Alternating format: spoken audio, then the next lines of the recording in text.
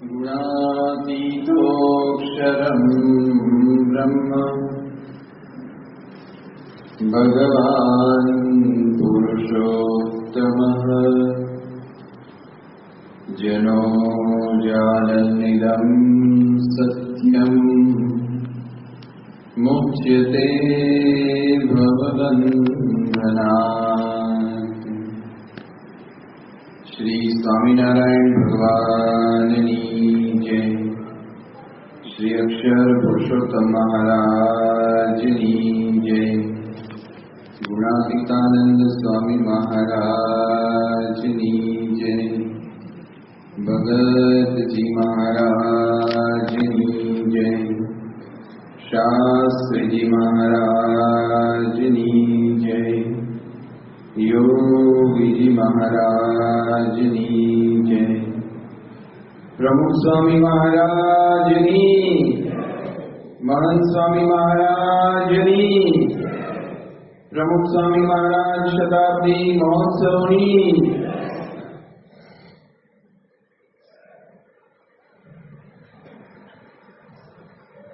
આપણા સૌના પ્રાણ પ્યારા પરમ પૂજ્ય પ્રમુખ સ્વામી મહારાજની શતાબ્દી મહોત્સવની તૈયારીઓ આપણે કરી રહ્યા છીએ। આપણી સંસ્થાની અંદર હજુ તો એક સમયના પડઘા શાંત થાય ત્યાં બીજો સમયો ઊભો જ હોય, કારણ કે અહીંયા આગળ ભગવાન પ્રગટ છે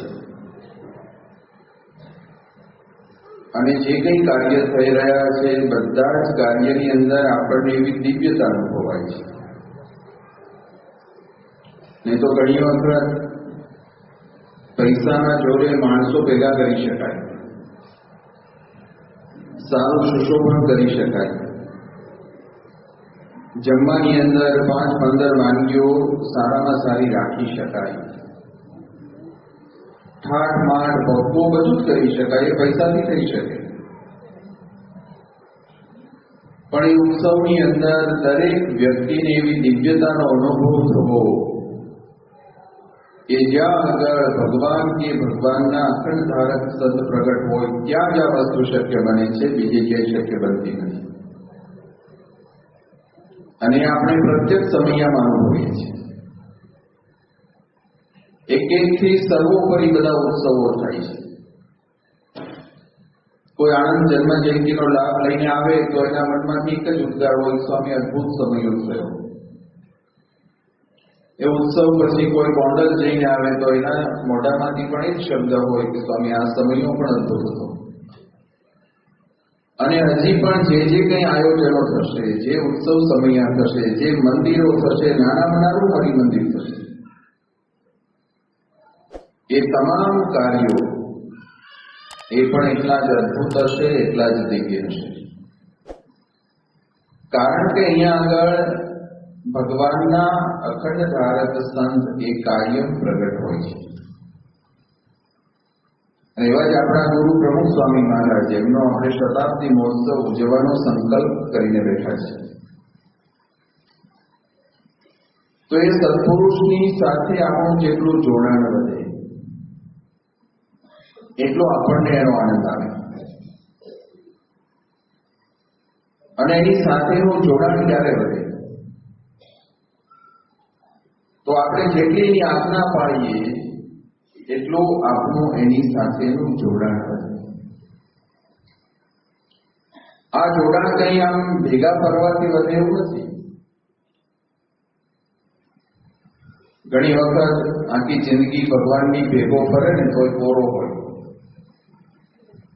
અને મહારાજે કહ્યું કે અમારી આજ્ઞાથી 100 ગાંવ છેટે હોય તો પણ અમે એની ભેગા છીએ। તો આપણે કાયમ મહંત સ્વામી મહારાજની સાથે ફરી શકીએ એવું નથી, પણ જો એની સાથે જોડાણ કરી દઈએ તો ભલે ને પ્રમુખ સ્વામી મહારાજ, મહંત સ્વામી મહારાજ દુનિયાના કોઈ પણ ખૂણામાં વિચરતા હોય ને આપણે ભલે ગઢડામાં બેઠા હોઈએ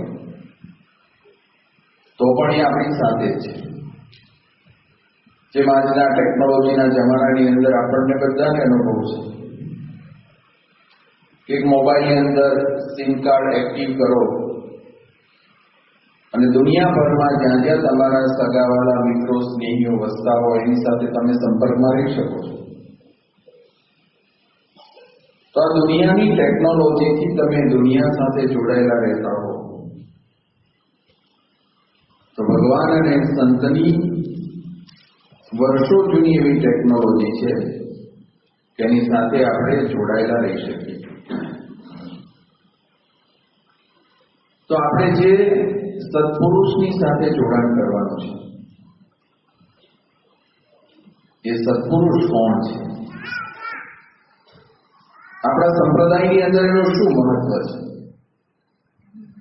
કેમ એની સાથે જોડાણ કરવાનું? આ બધું જો થોડુંક આપણે વિચાર કરીએ, એનું ચિંતન કરીએ ને તો આપણને ખ્યાલ આવે કે આપણી સાધના આ છે. ભગવાન સ્વામિનારાયણ પૃથ્વી પર પ્રગટ થયા. એમણે સ્વહસ્તે 6 મંદિરો બનાવ્યા, 3000 સાધુ બનાવ્યા, કેટલાય ગ્રંથો લખ્યા અને એ ગ્રંથોની અંદર વચનામૃત એ મહારાજનો પોતાનો સ્વમુખે કહેલો ઉપદેશ. એ ગ્રંથની અંદર તમે જો વાંચો, કોઈ ઊંડાણપૂર્વક અધ્યયન કર્યું હોય તો, નહીં તો આપણે તો ગઢડામાં રહીએ છીએ એટલે એ ગોળીને પી ગયા હોઈએ એટલે આપણે બહુ કઈ જરૂર ના પડે. ગઢડામાં રહીએ છીએ ને, આ તો બધા બહારવાળા માટે છે આ વચનામૃત ને ભગવાનના દર્શન કરવાને પહેલાનું પાણી માથે ચડાવવું. આપણે તો ગઢડામાં જન્મ્યા છીએ સદનસીબે. અને જેટલો જેને આ બધા સ્થાનનો યોગ વધારે એમને પોતાની જાતને વધારે ભાગ્યશાળી માને અને પછી આ બધું કરવાનું એને બહુ કઈ આમ જરૂર લાગતી નથી. તો જે લીમડા નીચે બેઠા હોય એને નથી લાગતી તો આપણને ક્યાંથી લાગે?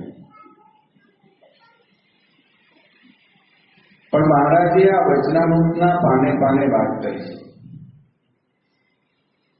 જો વચનામૃત તમે ખોલો તો કેટલા છે વચનામૃત? કેટલા છે? ઊંચી આંગળી કરો આવડે? 1 2 3 4 5 6 જણાને ખબર છે કેટલા છે.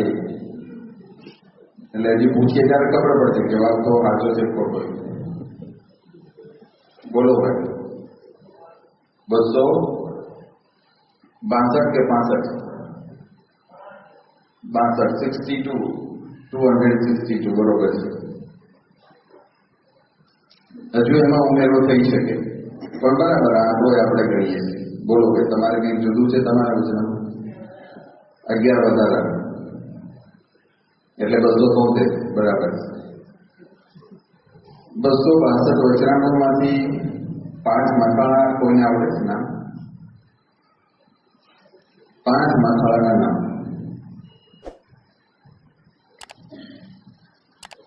કોઈ નહીં? મથાળું પૂછે છે આપણે, અંદરનું આવે તો દાદા કાચરને ખબર હોય કે આપણે તો કોઈ હતા નહીં ને આચાર્ય વખતે હતા બોલતા ને કે ઊંચી આંગળી કરી વિજય નહીં. અચ્છા, 5 મથાળાના નામ આપણને આવડતા નથી અને આપણે નીકળ્યા છીએ ભગવાન સાથે જોડાણ કરવા. તો ક્યાંથી બેસવાનું? ભલે આપણને વધારે ના આવડે, કયા વચનામૃતમાં શું તત્વજ્ઞાન ભર્યું છે એ ખબર ના હોય, એમાં મહારાજે શું ઉપદેશ આપ્યો એ ખબર ના હોય, તો ક્યારેક આપણે ખોલીએ તો અહીં મથાળા એટલા લાંબા નથી કઈ, ટૂંકા ટૂંકા છે, એક વાક્યનું મથાળું હશે. જો આપણે યાદ રાખવા પ્રયત્ન કર્યો હોય તો એ વસ્તુ યાદ રહે. ચાલો હવે આગળ મૂળ વસ્તુ તો પછી આવશે. આમાંથી રોજ એક વચનામૃત વાંચતા હોય એવા કેટલા છે? 1 2 ને 3 હરિભગત છે. બરાબર ઊંચી આંગળી કરો. મારી હવે 2 તાળ આવવા મળ્યા છે મને. 1 2 3 4 5 5 જણા છે. 6 7 સરસ. રોજ એક વાંચું છું, આજે વાંચ્યું તો એનું મથાળું યાદ આવશે નહીં. જેને જેને વાંચ્યું આજે 7 જણાએ કે આજનું બાકી છે ના. ઘણી વખત બધાને રાત્રે સુતા પહેલા વાંચવાનું કેવું હોય તો અત્યારે બાકી છે તો ગઈકાલનું યાદ આવશે નહીં. ચાલો, એટલે હવે આપણે આ બધું કેવું છે બનવે જેવું છે. આ બધું મસાળા યાદ રાખવાની બધું કરવાનું કામ અમારે, એટલે તો ખાલી સાંભળવાનું. અને જ્યાં સુધી તમે બધા માઇકની અંદર ભાષણો કરતા હો ત્યાં સુધી અમારે જાગતા રહેવાનું એ અમારી મોટી સાધના છે, બરોબર ને? કાંઈ વાંધો નહીં, એટલું કરશો તો એમાંથી આગળ વધાશે. આટલું પૂરતું નથી પાછું, નકર તમે કહેશો સ્વામી તમે તો ખાલી આટલું જ કીધું છે. પણ આ વચનામૃતને મારે અત્યારે એટલા માટે યાદ કરવું છે કે આ વચનામૃત 262 માંથી 102 વચનામૃતની અંદર ભગવાન સ્વામિનારાયણે પોતાના સ્વમુખે ભગવાનના અખંડ ધારક સંત અથવા તો પરમ ભાગવત સંતનો મહિમા લખ્યો છે. જીવના મોક્ષ માટે, જીવના કલ્યાણ માટે જ્યાં જ્યાં ભગવાન શબ્દનો ઉપયોગ કર્યો છે એની બાજુમાં જ ભગવાન કે ભગવાનના સંત એને ભેગા રાખ્યા છે. ક્યાંય પણ એકલા ભગવાનનો ઉલ્લેખ મહારાજે નથી કર્યો. તો આપણા સંપ્રદાયની અંદર સંતનો આટલો મહિમા છે. જેટલામાં રાજાનું રાજ એટલામાં રાણીનું રાજ, અને જેનો જેટલો મહિમા વધારે એટલા જ એના લક્ષણો પણ ભગવાન સ્વામિનારાયણે વચનામૃતમાં સ્પષ્ટ કર્યા છે. ખાલી વચનામૃતમાં નહીં પણ હિન્દુ ધર્મના કોઈ પણ તમે ગ્રંથો ખોલો તો એના પાને પાને સંતનો મહિમા લખ્યો છે, પણ એ મહિમાની સાથે કેવા સંત, એના લક્ષણો કેવા હોય એનો પણ ઉલ્લેખ કર્યો છે. તો જે આપણા ધર્મ ગ્રંથો સંતોનો મહિમા કહેવા માંગે છે એવા સંત, જે ભગવાન સ્વામિનારાયણ જે સંતમાં આપણને જોડાણ કરાવવા માંગે છે એવા સંત, એ આપણા ભગવાન સ્વામિનારાયણ પછીના ગુરુ પરંપરાની અંદર ગુણાતીતાનંદ સ્વામી, ભગતજી મહારાજ, શાસ્ત્રીજી મહારાજ, યોગીજી મહારાજ, પ્રમુખ સ્વામી મહારાજ અને વર્તમાન કાળે પરમ પૂજ્ય મહંત સ્વામી મહારાજની અંદર આ તમામ લક્ષણો આપણને દેખાય છે. એટલે આપણે એની સાથે જોડાણ. સંત શબ્દ આવે એટલે દરેક ભગવા કપડા પહેરેલી વ્યક્તિ છે કે ભાઈ એમાંનો હું છું, અને ભગવું કપડું જેને ધારણ કર્યું હોય એ સંત કહેવાય કે ના કહેવાય? બહારથી તો કહેવાય. ભલે ભગવાન સ્વામિનારાયણે લખેલા લક્ષણો કે આપણા શાસ્ત્રોમાં લખેલા લક્ષણોની વાત આપણે બાજુ પર મૂકીએ, પણ બહારથી તો કહેવાય. જેમાં ઘડિયાળ છે સામે, એની અંદરથી સેલ કાઢી લઈએ, મશીન કાઢી લઈએ ઘડિયાળનું, અને ખાલી કાંટા અને નંબર એટલું દેખાય તોય આપણે એને ઘડિયાળ કહેવી જ પડે, કારણ કે આકાર ઘડિયાળનો છે. ભલે એની અંદર મશીન નથી, પણ આપણે એને શું કહીએ? ઘડિયાળ છે. ન ચાલતી હોય તો આપણે શબ્દ તો એ જ વાપરીએ છીએ. આપણે શું કહીએ? બગડી ગયેલી ઘડિયાળ છે. શું કહીએ છીએ? બગડી ગયેલી, મશીન વગરની, સેલ વગરની ઘડિયાળ છે. ભલે એને જે વિશેષણ લગાડવો એ લગાડો તમે. ઘણી વખત હાવ ડબલું હોય તો આપણે શું કહીએ? ઘડિયાળનું ડબલું છે. શાનું છે? ઘડિયાળ શબ્દ તો આવે છે, કારણ કે એનો આકાર ઘડિયાળનો છે. એમ જ્યાં જ્યાં સંતની વાત આવે ત્યાં દરેક ભગવાધારી સંતની સમજવાનું, પણ એની સાથે ભગવાન સ્વામિનારાયણે એ સંતના લક્ષણો અચૂક લખ્યા છે. અને એ લક્ષણો આપણે ક્યાંય શોધવા નથી જવા, આપણા ગુરુમાં સાક્ષાત દેખાય છે. યોગીજી મહારાજ માટે બ્રહ્મસ્વરૂપ શાસ્ત્રીજી મહારાજે શબ્દ વાપર્યો હતો, કોને યાદ છે? યોગીજી મહારાજ માટે શાસ્ત્રીજી મહારાજ કહેતા, કેવા સંત છે યોગી બાપા? બે જણાને ખ્યાલ છે. આ બાજુ ખુરશીમાંથી કોઈ નહીં, બોલો ભાઈ પડવદરવાળા, ઉભા થાય ને બોલો, ઉભા થાય, બધાને સંભળાય. આવા સાધુ આખા બ્રહ્માંડમાં ના મળે, બરોબર છે. પછી બીજું કોઈ યાદ છે? હું તે યોગી ને યોગી તે હું એ પોતાની ને યોગીજી મહારાજની એકતા બતાવી શાસ્ત્રીજી મહારાજે. પછી બીજું કોઈ? શાસ્ત્રીજી મહારાજ કહેતા કે ભગવાન વેદ વ્યાસે સંતના 64 લક્ષણો લખ્યા છે શાસ્ત્રોમાં, પણ કદાચ એમાંનું કોઈ લક્ષણ લખવાનું ભગવાન વેદ વ્યાસ ભૂલી ગયા હોય તો એ લક્ષણ પણ યોગીજી મહારાજમાં છે. તો આ શાસ્ત્રોની અંદર જે કઈ વાત આવે છે તે આપણા ગુરુઓની અંદર દેખાય છે. અને જો આપણે આ બરોબર ધ્યાનથી જોયું હોય, હમણાં જે આપણને વિડીયો બતાવવામાં આવી એમાં છેલ્લી કડીમાં આવ્યું કે છેલ્લેથી પહેલી બીજી, એટલે હાવ છેલ્લી નહીં પણ એની પહેલાની, કે સમગ્ર વિશ્વની અંદર આ સંસ્થાને ફેલાવી પણ એની મૂળ પાયાની વાત તો આપણા ગુરુની સાધુતા છે. અને એને લઈને આ સંપ્રદાયનો વિકાસ થયો છે. કોઈ વસ્તુ સિદ્ધાંત વગર વિકાસ પામતી નથી. જેટલા એના મૂળિયા ઊંડા હોય એટલું જ એ વૃક્ષ વધારે મજબૂત હોય.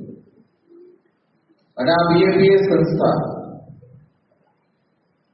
એ અક્ષરે સહિત પુરુષોત્તમની જે સિદ્ધાંત ભગવાન સ્વામિનારાયણે આપેલો છે, જે આપણા વૈદિક સનાતન સિદ્ધાંત છે, એ સિદ્ધાંતના પાયા પર ઉભેલી આ સંસ્થા છે. કોઈને રાતોરાત વિચાર આવ્યો અને આ સંસ્થાની સ્થાપના કરી દીધી એવું નથી. આ સિદ્ધાંતના પાયા પર ઉભેલી સંસ્થા છે. અને એ સિદ્ધાંત માટે ભગવાન સ્વામિનારાયણ પૃથ્વી પર પધાર્યા હતા, અક્ષરે સહિત પુરુષોત્તમ નારાયણની ભક્તિ કરાવવા માટે. અને એ સિદ્ધાંતને બ્રહ્મ સ્વરૂપ શાસ્ત્રીજી મહારાજ, યોગીજી મહારાજ, પ્રમુખ સ્વામી મહારાજ અને મહંત સ્વામી મહારાજે મૂર્તિમાન કરીને દેખાડ્યું. શાસ્ત્રોમાં આ વાત લખી છે, વચનામૃતમાં પણ આ વાત પડી છે. પણ ઘણી વખત માણસને કેવું હોય છે કે જેની જેવી રુચિ હોય ને એવા શબ્દો એ પકડતો હોય છે. રોડ ઉપર માણસ પસાર થાય ને ત્યારે જે દર્દી હોય એનું ધ્યાન એના કપડા ઉપર છે. ચાલતો જે માણસ જતો હોય તો દર્દીનું ધ્યાન એના કપડા ઉપર છે. તો કે આ તૈયાર પહેર્યા છે કે સીવડાવેલા પહેર્યા છે. વાળ હોય એનું ધ્યાન ક્યાં જાય? બોલો ને, એના વાળ ઉપર. પછી બૂટ ચંપલની દુકાન વાળો હોય એનું ધ્યાન એના પગ ઉપર, કે કયા પ્રકારના બૂટ પહેર્યા છે, કેટલા ફાટ્યા છે, તૂટ્યા છે, ક્યારે મારી પાસે આવશે. મોબાઈલની દુકાન વાળો હોય એનું ધ્યાન ક્યાં જાય? હાથમાં કેવો મોબાઈલ છે. સોની હોય એનું ધ્યાન ક્યાં જાય? એને કઈ પ્રકારના ઘરેણા પહેર્યા છે. ડોક્ટર હોય તો એનું ધ્યાન જાય કે હાજો છે કે માંદો. ડાયાબિટીસ વાળો હોય તો વહેલો આવશે આપણી પાસે. એ બધું જ એના મનમાં કેલ્ક્યુલેશન ચાલે. એક માણસ પસાર થાય છે, દરેકની જોનારની દ્રષ્ટિ અલગ અલગ છે, તો દરેક વ્યક્તિ એમાંથી જુદી જુદી વસ્તુનો સાર લે છે. એમ વચનામૃત એનું એ છે, ભગવાન સ્વામિનારાયણ આપેલું છે, દરેકની પાસે એ જ વસ્તુ છપાયેલી છે. બીએપીએસ સંસ્થાનું કોઈ અલગ વચનામૃત નથી. જે વચનામૃત ભગવાન સ્વામિનારાયણ આપેલા એ જ વચનામૃત છે. પણ એની અંદરથી શાસ્ત્રીજી મહારાજે ભગવાન સ્વામિનારાયણનો સિદ્ધાંત જે હતો અક્ષરે સહિત પુરુષોત્તમની, એ સિદ્ધાંત જુદો કાઢીને આપણને, તો આ સંસ્થા છે સિદ્ધાંત ઉપર ઉભેલી છે. અને સિદ્ધાંતની આપણને જો કોઈ ભેટ આપી હોય તો એ છે આપણા ગુરુ. તો એનો જેટલો આપણે ઉપકાર માનીએ, જેટલો આભાર માનીએ એટલો ઓછો છે. જો આપણી રીતે આપણે એમાંથી સિદ્ધાંતને શોધવા ગયા તો હજી આપણને 5 મથાળા યાદ નથી, તો સિદ્ધાંતની વાત તો ક્યાંથી હાથમાં આવવાની છે? તો શાસ્ત્રીજી મહારાજે આ સિદ્ધાંત કાઢીને આપણને આપ્યો. એના મૂર્તિમાન મંદિરો બનાવ્યા. ઘણી વખત શબ્દોમાં આપણને ખબર ના પડે, પણ એમને મૂર્તિમાન કરીને બતાવ્યું કે આ મૂર્તિમાં જે ભગવાનની મૂર્તિઓ પધરાવી છે, મધ્યખંડની અંદર ભગવાન સ્વામિનારાયણ એ પુરુષોત્તમ નારાયણ છે, એની બાજુમાં ગુણાતીતાનંદ સ્વામી પધરાવે એ પુરુષોત્તમ નારાયણના અખંડ શબ્દ છે, એટલે કે અક્ષરબ્રહ્મ છે. મૂર્તિમાન આપણને સિદ્ધાંત ભેટ આપ્યો છે. તો સિદ્ધાંતની ભેટ આપી, એમની સાધુતાના બળે આ સમગ્ર સત્સંગને દેશ પરદેશની અંદર ફેલાવ્યો. અને પહેલા જે આપણું આ જ્ઞાન એ ખૂણ્યું જ્ઞાન કહેવાતું, એને આજે દુનિયાના ખૂણે ખૂણે પ્રસરાવવાનું જો કોઈ કામ કર્યું હોય તો આ ગુણાતીત ગુરુ પરંપરાએ કર્યું છે. તો આવી એક અદભુત ભેટ આપણને આપણા ગુરુએ આપી છે. એમના જીવનના છેલ્લા શ્વાસ સુધી એ જેટલું સ્પષ્ટ સમજાતા આ ઉપાસનાની વાત, એ વાત એના યોગમાં આવનાર પ્રત્યેક હરિભક્તને પણ એટલી જ સરળતાથી સહજતાથી સમજાય. એના માટે ગામડે ગામડે ફર્યા છે, ઘરો ઘર પધરામણી કરી છે, મોટા મોટા સમયા ઉત્સવો કર્યા છે, મંદિરો બાંધ્યા છે, મંડળોની સ્થાપના કરી છે. અને મંડળોમાં આવનાર હરિભક્તો, બાળકો, યુવકો એને જે માધ્યમથી આ વાત સમજાય એવા માધ્યમથી આ વાત સમજાવવાનો પ્રયત્ન કર્યો છે. આજે નહીંતર કોઈને આ વાત સમજાઈ ગઈ તો પછી એને એવું લાગે કે હવે તો મને સમજાઈ ગઈ, મારે બીજાને સમજાવવાની શું જરૂર છે? એ પોતે આ જ્ઞાનની અલમસ્તાઈમાં બેસી રહે માણસ, અથવા તો હિમાલયમાં જઈને ભજન કરે, ધ્યાનમાં બેસી રહે. પણ આપણા ગુરુઓએ ક્યારેય પોતાના જ માટે આ જ્ઞાનનો ઉપયોગ નથી કર્યો. જે જ્ઞાન એમને પ્રાપ્ત થયું છે એ જ્ઞાન એમના યોગમાં આવનાર પ્રત્યેક હરિભક્તને વહેંચ્યું છે, અને એના માટે જબરજસ્ત પુરુષાર્થ કર્યો છે. કારણ કે આપણને આ વાત સરળતાથી સમજાવી નથી. જેમ પહેલા બીજા ધોરણમાં ભણતા વિદ્યાર્થીને એકડો બગડો કલમ ખટારો કે એબીસીડી ઘૂંટાવવા માટે શિક્ષકને જેટલી મહેનત કરવી પડે એટલી મહેનત, એનાથી અનેક ગણી વધારે મહેનત આ અક્ષર પુરુષોત્તમના જ્ઞાનનો એકડો ઘૂંટાય એટલા માટે આપણા ગુરુએ આપણી પાછળ કરી છે. અહીં આપણે બેઠા છે, બધાને એક વખત વાત કરી અને સમજાઈ ગયું એવું નથી. કેટલો પુરુષાર્થ છે આપણા ગુરુ. પહેલા તો એની સાથે હેત કરી, એની જે કઈ ઈચ્છાઓ હતી કે ભાઈ સ્વામી મારે ત્યાં પધરામણી આવે, મારે ત્યાં જમે, મારે ત્યાં ઉતારો કરે, મને આશીર્વાદ આપે, એ બધું જ કર્યું છે. કારણ કે એને લઈને આપણે એની નજીક જઈએ અને પછી આ જ્ઞાન આપણા જીવનમાં બેસે. આ બાજુના વિસ્તારમાં આપણે જઈએ છીએ, ગઢડાથી અમરેલી તરફ, લાઠી તરફ, જામનગર તરફ, કે પછી મહુવા, ઉના, રાજુલા, ખાંભા, જે ગામમાં જાઓ ત્યાં હરિભક્તો આપણને અવશ્ય કહે કે સ્વામી અમારા ઘરે પરમ પૂજ્ય પ્રમુખ સ્વામી મહારાજની પધરામણી થઈ ગઈ છે. કોઈ કહે કે અમારા ઘરે બાપા જમ્યા છે, કોઈ કે અમારા ઘરે બાપા રાત રોકાયા છે. આજથી 30 વર્ષ પહેલા, 40 વર્ષ પહેલા, જયારે કોઈ વાહનોની સગવડ નહોતી, કોઈ રોડ રસ્તા આટલા સારા નહોતા, છતાં એ સમયમાં આપણા ગુરુઓ ત્યાં જઈ અને આ જ્ઞાન એક એક વ્યક્તિના હૃદયમાં ઉતરે એટલા માટે વિચરણ કર્યું છે. તો આવા અનેક ઉપકારો છે આપણા ગુરુના આપણા ઉપર. તો એમને જ્યારે આપણે એનો ઋણ ચૂકવવાનું હોય, એમનો શતાબ્દી મહોત્સવ ઉજવી રહ્યા છે આપણે, ત્યારે આપણી પણ કંઈક ફરજ પડે છે. બધું જ એમને કરવાનું હોય એવું નથી, આપણે પણ કંઈક કરવું પડે. શિક્ષક ગમે તેટલા પાવરફુલ હોય પણ વિદ્યાર્થીને ભણવું ના હોય તો એ શિક્ષક શું કરી શકે?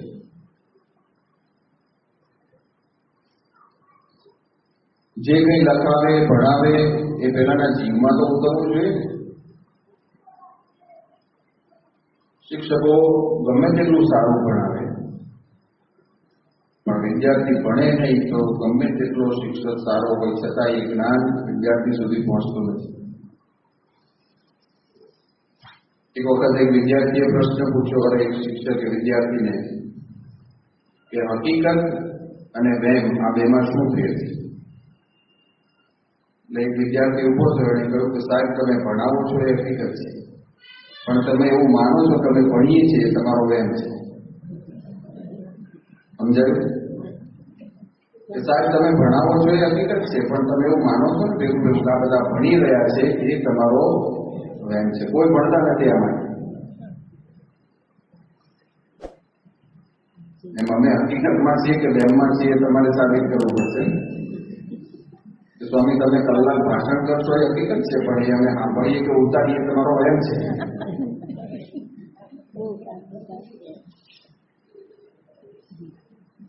સાહેબને વહેમમાં રાખે એવા વિદ્યાર્થીઓ હોય તો એ સાહેબની શું દશા થાય બિચારી. તો બધું જ ગુરુ કરી આપે એવું નથી, આપણે પણ કંઈક કરવાનું હોય છે. આપણે શું કરવાનું કે એમની આજ્ઞામાં જોડાઈ જવાનું, એમની રુચિ પ્રમાણે આપણું જીવન બને એ આપણી સાધના છે.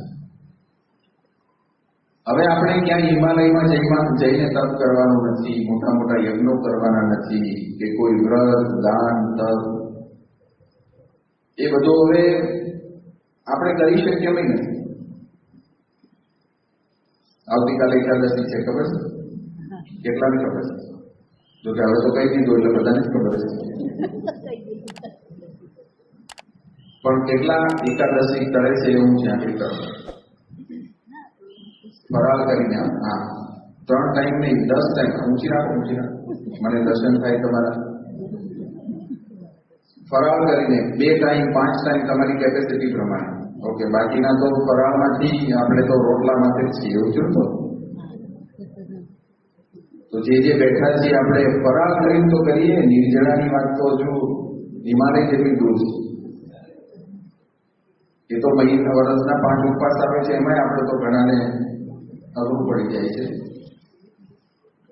તો આ વ્રત દાન તપ એ સાધના હવે આપણાથી થઈ શકે એમ નથી, પણ એમણે જે આજ્ઞા કરી છે. શું છે એની આજ્ઞા? કે ભાઈ નિત્ય અઠવાડિક સભામાં આપણે આવું, નિયમિત એનો લાભ લેવો. આપણે બેઠા છીએ, મોટા ભાગના એમાંથી આવીએ છીએ, એટલે બધાને ખૂબ ધન્યવાદ કે એક આજ્ઞા તો આપણે સરદાર પાડીએ છીએ. બીજું, આપણા પ્રત્યેક હરિભક્તના ઘરમાં ઘર મંદિર હોવું જોઈએ. કોના કોના ઘરમાં છે હરિમંદિર, ઘર મંદિર? અડધાની આંગળી ઊંચી નથી. ટીવી કેટલાના ઘરમાં છે?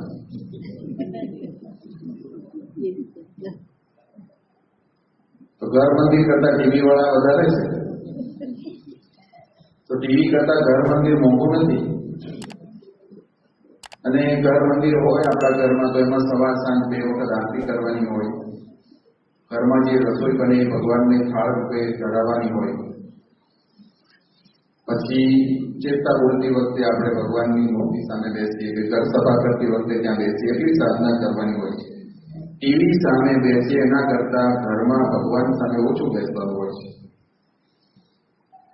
પણ હવે પેલા ભગવાન આવી ગયા કલર વાળા, એટલે પછી આ મૂર્તિ તો બહુ બોલે નહીં, ચાલે નહીં, એટલે એમાં બહુ મજા ન આવે આપણને. તો જે હરિભક્ત છીએ આપણે, એ દરેકના ઘરમાં ઘર મંદિર હોવું જોઈએ. આપણે એવું નથી કેટલાક બધા લાખ રૂપિયા વાળું ઘર મંદિર રાખવું. આપણા પુસ્તકોમાંથી ઓલ ઇન વન મૂર્તિ મળે છે. ઘરમાં કબાટ હોય એવી જગ્યાએ મૂર્તિને પધરાવવી, અને એની સામે આરતીની ઘંટડી કે દીવો, અગરબત્તી એ બધી વસ્તુ ત્યાં મૂકી રાખવાની. સવાર સાંજ 2 વખત આરતી કરવાની. સામે થાળ રહેલી જગ્યા હોય. થાળ એટલે એવું નહીં સમજવાનું કે એમાં પછી મિષ્ટાન ને લાડુ ને બરફી ને બધું હોવું જોઈએ. તમારા ઘરમાં જે રસોઈ બનતી હોય, બપોરે ધારો કે રોટલી શાક અને છાશ તમે જમતા હો તો એ શું ભગવાનને ધરાવો. સાંજે ધારો કે બાજરાનો રોટલો અને દૂધથી વાળું કરતા હો તો એ ભગવાનને ધરાવો. ભગવાન માટે કોઈ વસ્તુ જુદું બનાવવાની જરૂર નથી, પણ જે આપણે જમીએ છીએ પહેલા ભગવાનને સામે અર્પણ કરીને જમીએ તો ભગવાન સ્વીકારશે. તો દરેકના ઘરમાં શું હોવું જોઈએ? બોલતા નથી. ઘર મંદિર જેના જેના ઘરમાં નથી એ આપણે પ્રમુખ સ્વામી મહારાજની શતાબ્દી મહોત્સવ ઉજવવા બેઠા છીએ, તો એક ઘર મંદિર આપણે ના વસાવી શકીએ? તો જેના ઘરમાં બાકી છે એને લઈ લેવાનું, બરોબર? મંદિર એટલે આપણે આવું સિંહાસન ને એવું જ નહીં, પણ ભગવાનની મૂર્તિ ને મૂર્તિ સામે આટલી વસ્તુ થવી જોઈએ. પાછી નકર તો ફોટો કહેવાય, અને ફોટા એવા તો ઘણા બધા આપણે દિવાલે નીકળ્યા હોય છે. આપણે એવું નહીં, ભગવાનને આપણે વ્યવસ્થિત પૂજવાનું. તો આ ઘર મંદિર હોય આપણા પ્રત્યેક હરિભક્તના ઘરમાં. ત્રીજી વસ્તુ કે આપણે ત્યાં આપણા ગુરુ પ્રમુખ સ્વામી મહારાજે આદેશ આપ્યો છે કે આપણા ઘરને આપણે સંગઠિત રાખવું હોય. પ્રત્યેક સભ્યના મન વિચારો એક રહે એવું વાતાવરણ ઊભું કરવું હોય તો ઘરમાં ઘર સભા થવી જોઈએ. આ થોડું અઘરું અભિયાન છે, પણ આજના યુગમાં અત્યંત આવશ્યક છે. તમને લાગશે કે સ્વામી રોજ 15 મિનિટ 20 મિનિટ આ બધાએ ભેગા થઈને આ ઘર સભા કરવાની, એનાથી શું લાભ થાય? રોજ આટલો સમય બગાડવાનો? પણ જો આ ઘર સભા હશે તો કદાચ તમારા આવતા 20 વર્ષ બગડવાના હશે ને એ 20 મિનિટમાં બચી જશે. ઘણા ઘરો એવા જોયા છે કે ઘરની અંદર સંપત્તિ અઢળક હોય, નોકરી ધંધો વ્યવસાય કામકાજ બધું સર્વોપરી ચાલતું હોય, દેશ વિદેશમાં એનો કારોબાર પથરાયેલો હોય, પણ એવું બને કે ઘરના 5 સભ્યોના મન એક નથી હોતા, એટલે લાખોની સંપત્તિમાં આળોટવા છતાં એ ઘરમાં શાંતિ નથી હોતી. આવા એક બે ની હજારો દાખલા છે. મને નહીં, તમને પણ ખબર હશે આવા એક બે દાખલાની, કે જે ઘરની અંદર આ બધું જ હોવા છતાં, દુનિયાભરની સંપત્તિ સાધન સગવડ હોવા છતાં એમાં શાંતિ નથી, કારણ કે 5 સભ્યો જે ઘરના છે એનું મન એક નથી. અને બીજા પ્રમુખ સ્વામી મહારાજ એવા લાખો પરિવાર તૈયાર કર્યા છે. એ ઘરની અંદર ભલે કોઈ એવી જાહો જલાલી નથી છલકતી, સાવ સામાન્ય ઘરમાં રહે છે, આવક પણ બહુ મર્યાદિત છે, દુનિયાના કોઈ મોશોક કરી શકે, ફેરફોતર કરી શકે એવી આવક નથી. આપણે આપણી ભાષામાં કહેવું હોય તો માંડ એનો રોટલાનું થાય છે. છતાં એવા સામાન્ય પરિવારની અંદર સત્સંગને લઈને, ઘર સભાને લઈને એ પરિવારમાં શાંતિ અને સંપ છે, તો એ પરિવાર આનંદ કિલ્લોલથી જીવે છે. આવા હજારો કુટુંબો છે. તો આપણે બેમાંથી કયું કુટુંબ પસંદ કરીએ? એક તરફ સમૃદ્ધિથી ભરેલું છે પણ કુટુંબના 5 સભ્યોમાં સંપ નથી, બીજી તરફ સામાન્ય કુટુંબ છે પણ એ કુટુંબમાં સંપ છે અને આનંદથી જીવે છે. આપણે કયું કુટુંબ જોઈએ છે? સંપત્તિ વાળું કે સંપીલું? તો એના માટે થઈને આ ઘર સભા છે. તો જે હરિભક્તો અહીં આગળ બેઠા છીએ, આપણે નિયમિત અઠવાડિયે સત્સંગ સભામાં તો આવીએ છીએ, પણ ઘરમાં આપણા પરિવારના તમામ સભ્યોને પણ આ ઘર સભામાં આપણે જોડવાના છે. આપણા પત્ની હોય, મા બાપ હોય, બાળકો હોય, દીકરા દીકરી બધાને બેસાડે. અને સભા એટલે કઈ આની જેમ બધું કઈ સુશોભન કરવાનું, માઇક જોઈએ, વાજા પેટી જોઈએ, બધું આમ ઠાઠમાટ જોઈએ એવી જરૂર નથી. એમાંથી કોઈને ધૂન આવડતી હોય તો ધૂન ગાય 2 મિનિટ, કોઈને પ્રાર્થના આવડતી હોય તો પ્રાર્થનાનું ગાન કરે, કદાચ કોઈને ગાતા ન આવડતું હોય તો આપણે ઓડિયો કેસેટ પણ મૂકી શકાય ધૂનની પ્રાર્થના.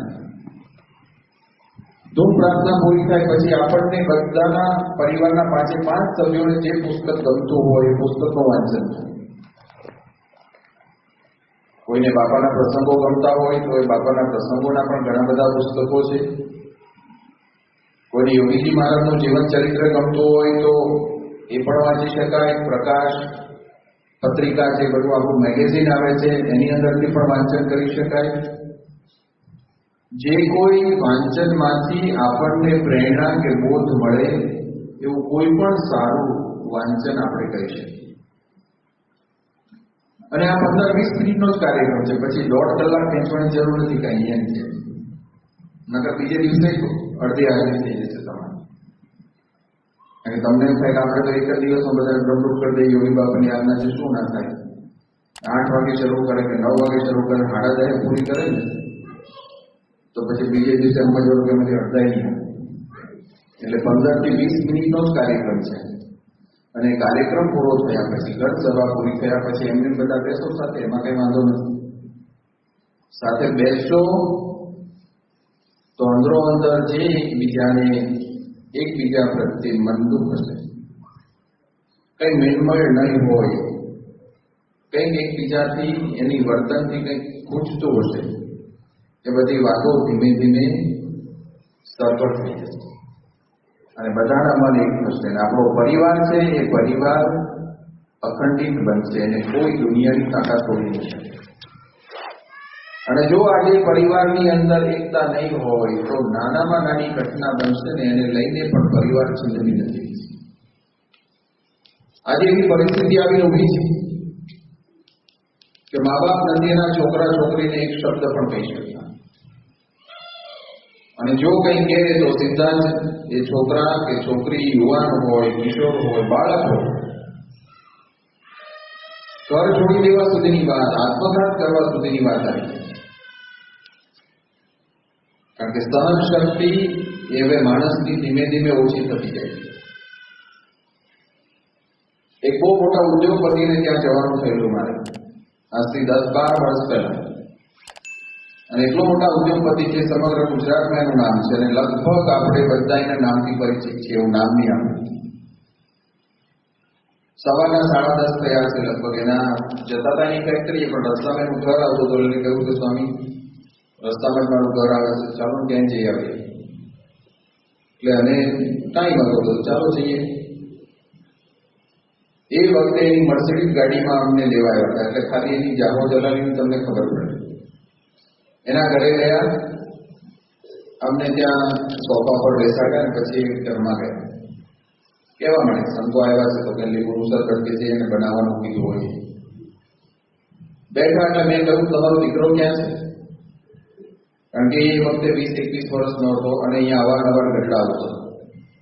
એટલે પરિચય માંગતો, મેં ઘરે હોય તો એ નહીં મળી આવે.